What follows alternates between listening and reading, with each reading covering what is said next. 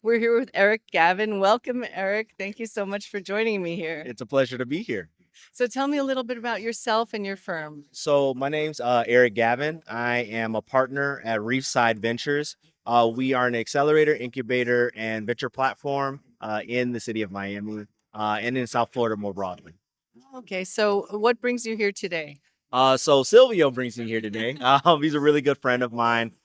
We've been in the ecosystem for quite a bit of time, working in different industries. I was recently at the city of Miami where we were working on some initiatives that could work around sustainability. And so I'm happy to see that it's gotten to this point to start having a conversation around how technology, sustainability, and resilience can be bolstered and improved by technologies in the city of Miami. Wonderful. Are you from this area? Yeah, so I actually live in Brickell, currently right now. I've been in Miami for 10 years, originally from the Midwest, but Miami originally came down for law school to actually start going into venture and then started working in some tech companies until I got over to this point where I'm at. Oh, wow, that's a great history. So tell us a little bit about your involvement with the Miami Beach, and how your firm, what is it looking for, and how your firm is helping to change the world with it. So, Miami Verse right now, we're initial community members of what it looks like. While we don't have a direct partnership as it stands right now, we think it's a good opportunity to kind of start leveraging what a digital twin actually could be for the city of Miami.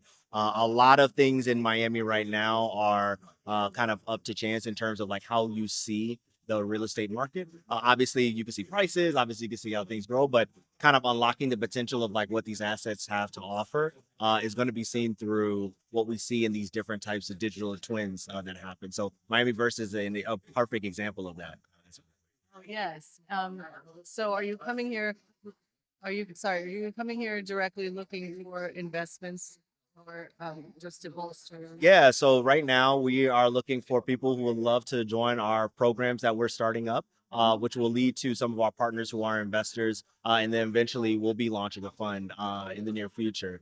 So we're trying to find as many companies as possible that falter around both blockchain and real estate and other industries that exist. And so this is one of the areas that we want to lean into. So that's why I'm here. Oh, that makes a lot of sense. And so how do you see the future of all of this technology growing and changing? How is it going to change the world? It's sometimes difficult because technology is changing things so quickly. But I think the future looks a lot more better information pathways for us to understand what assets we do have available to us. When you think about a ecosystem or a city, it's not always easy to understand like what's actually happening, what things are changing, what things are developing.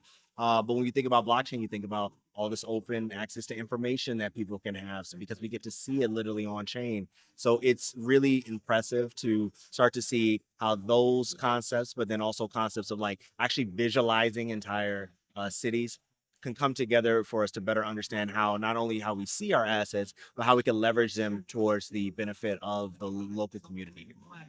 That's wonderful. Thank you for sharing that. Um, and another quick question, just about what type of what type of advice would you give to someone who is starting out or wants to be successful, either wants to get into venture capital or, and also any advice that you might give to yourself when you were a child? That's a good question. That's a really, really good question. So at least to myself, I would say I gotta be cliche and say, don't give up. In a lot of different ways.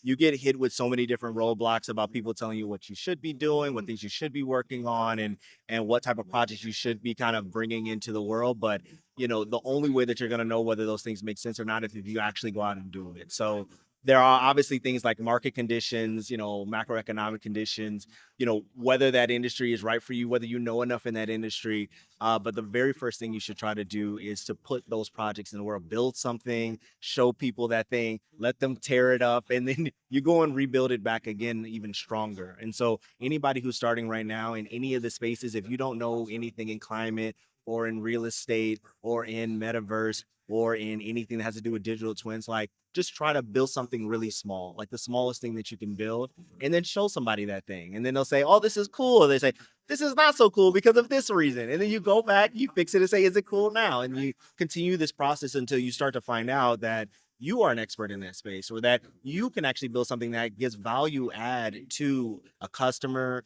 a corporation, a entity, or a single person.